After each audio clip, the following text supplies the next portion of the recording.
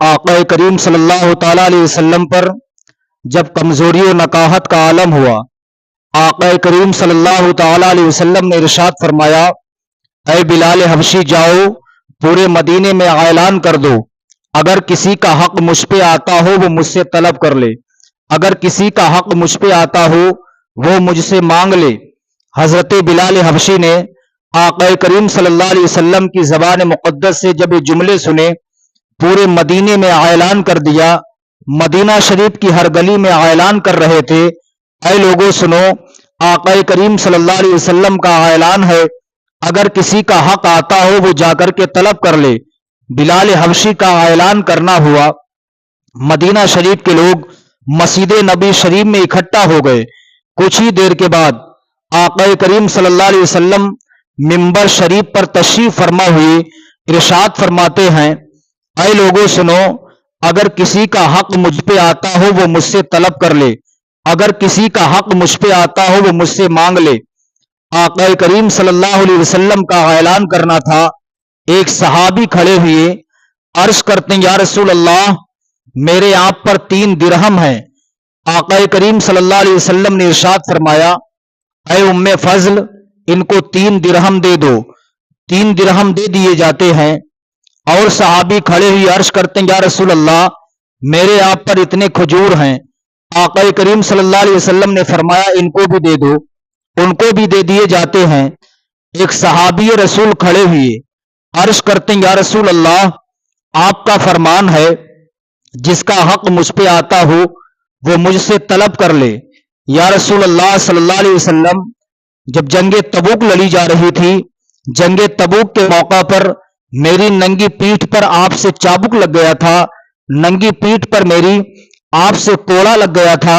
یا رسول اللہ میں کوڑے کا بدلہ لوں گا، یا رسول اللہ میں چابک کا بدلہ لوں گا۔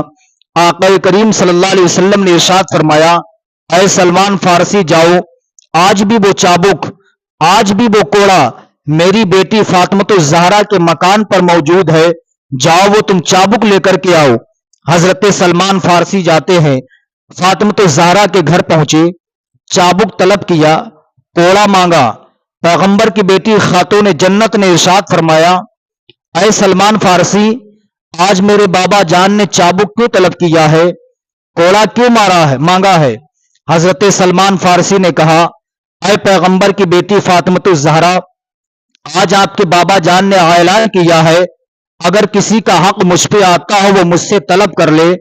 ایک صحابی ہیں جن کی ننگی پیٹھ پر جنگ تبوک کے موقع پر چابک لگ گیا تھا، وہ چابک کا بدلہ لیں گے، اسی لیے آپ کے بابا جان نے چابک منگایا ہے۔ آقا کریم صلی اللہ علیہ وسلم نے اسی لیے چابک طلب کیا ہے۔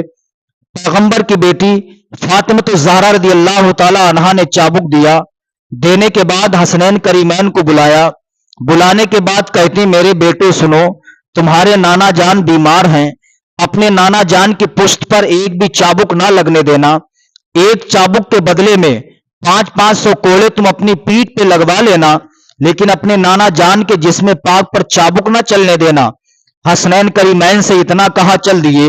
ادھر سلمان فارسی رضی اللہ تعالیٰ عنہ وہ چابک لے کر کے مسجد نبی شریف میں پہنچے، کوہرام بپا ہو جاتا ہے، لوگ کہتے ہو کاشا تجھے کیا ہو گیا، تو آقا کریم صلی اللہ علیہ وسلم کے جسم پاک پر چابک مارے گا۔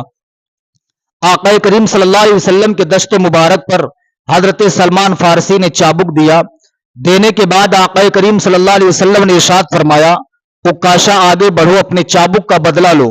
حضرت اکاشا آگے بڑھے، چابک کو لیا، لینے کے بعد کہتے ہیں، یا رسول اللہ جنگ تبوک کے موقع پر میری پیٹھ پر چابک لگا تھا، چابک کا بدلہ لوں گا۔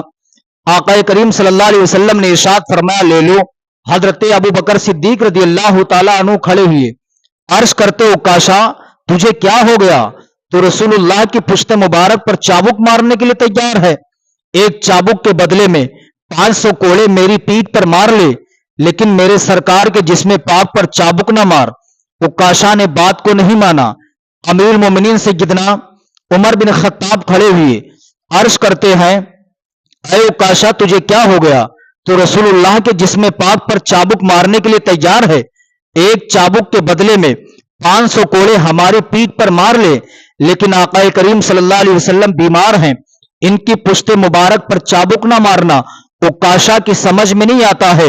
حضرت عثمان غنی کھڑے ہوئے، ارشاد فرماتے عکاشہ تجھے کیا ہو گیا؟ رسول اللہ بیمار ہیں، پھر بھی تو رسول اللہ کے جسم پاک پر کوڑا مارنے کے لیے تیار ہے، ایک چابک کے بدلے میں 500 کوڑے ہمارے مار لے۔ لیکن عکاشہ کی سمجھ میں نہیں آتا ہے۔ حضرت علی کہتے ہیں اے عکاشہ تجھے کیا ہو گیا؟ تو رسول اللہ کے جسم پاک پر چابک مارنے کے لیے تیار ہے، ایک کوڑے کے بدلے میں 500 کوڑے ہمارے مار لے، لیکن ہمارے سرکار کو اذیت نہ پہنچا، میرے سرکار کو تکلیف نہ پہنچا۔ عکاشہ بات کو نہیں مانتا ہے، حسنین کریمین پہنچ جاتے ہیں، ارشاد فرماتے ہیں اے عکاشہ تو میرے نانا جان کی پشت مبارک پر چابک نہ مارنا، ایک کوڑے کے بدلے میں 500 کوڑے ہماری پیٹھ پر مار لینا، لیکن ہمارے نانا جان بیمار ہیں، ہمارے نانا کو اذیت نہ پہنچانا، ایک کوڑے کے بدلے میں 500 چابک ہمارے مار لے، میرے نانا جان کی پشت مبارک پر چابک نہ مارنا۔ حسنین کریمین کی بات کو بھی حضرت عکاشہ نہیں مانتے ہیں۔ آقا کریم صلی اللہ علیہ وسلم نے ارشاد فرمایا عکاشہ اپنا بدلہ لے لو۔ حضرت عکاشہ رضی اللہ تعالیٰ عنہ نے چابک اپنے ہاتھ میں لیا، لینے کے بعد کہتے ہیں یا رسول اللہ جب جنگ تبوک لڑی جا رہی تھی، جنگ تبوک کے موقع پر آپ نے میری ننگی پیٹھ پر چابک مارا تھا، یا رسول اللہ میں بھی آپ کی ننگی پشت پر چابک ماروں گا۔ آقا کریم صلی اللہ تعالیٰ علیہ وسلم نے ارشاد فرمایا ٹھیک ہے۔ عکاشہ کے ہاتھ میں چابک ہے، کوہرام بپا ہے، صحابہ کی آنکھیں اشکبار ہیں، صحابہ رو رہے ہیں، کہتے عکاشہ تجھے کیا ہو گیا؟ تو رسول اللہ کے جسم پاک پر چابک مارنے کے لیے تیار ہے۔ حضرت عکاشہ کے ہاتھ میں چابک سرکار نے دے دیا، عکاشہ آگے بڑے، سرکار نے اپنا دامن شریف ہٹایا، کرتا ہٹایا، ہٹانے کے بعد کہتے عکاشہ اپنا بدلہ لے لے۔ حضرت عکاشہ آگے بڑھتے ہیں، مہر نبوت کو دیکھتے ہیں، چابک ہاتھوں سے گر جاتا ہے، حضرت عکاشہ دوڑ کے آقا کریم صلی اللہ علیہ وسلم کی مہر نبوت کو چومتے ہیں، نبوت کی مہر کو بوسہ دیتے ہیں، دینے کے بعد کہتے ہیں یا رسول اللہ میرا مقصد آپ کے جسم پر کوڑا مارنا نہیں تھا، یا رسول اللہ میرا مقصد آپ کے جسم پر چابک مارنا نہیں تھا، یا رسول اللہ میرا مقصد آپ کے جسم سے اپنا جسم ٹچ کرنا تھا، اس لیے آپ کا فرمان ہے جس کا جسم میرے جسم سے چھو گیا اس پر جہنم کی آگ حرام ہے۔ سبحان اللہ۔ آقا کریم صلی اللہ علیہ وسلم سے کہتے ہیں یا رسول اللہ میرا مقصد آپ کے جسم سے اپنا جسم ٹچ کرنا تھا، اس لیے آپ کا فرمان ہے جس کا جسم میرے جسم سے چھو گیا اس پر جہنم کی آگ حرام ہے۔ دوزخ میں میں تو کیا میرا سایہ نہ جائے گا، دوزخ میں میں تو کیا میرا سایہ نہ جائے گا، کیونکہ رسول پاک سے دیکھا نہ جائے گا، جنت میں وہ رسول ہمارا نہ جائے گا، جب تک کہ ہر ایک امتی بخشا نہ جائے گا۔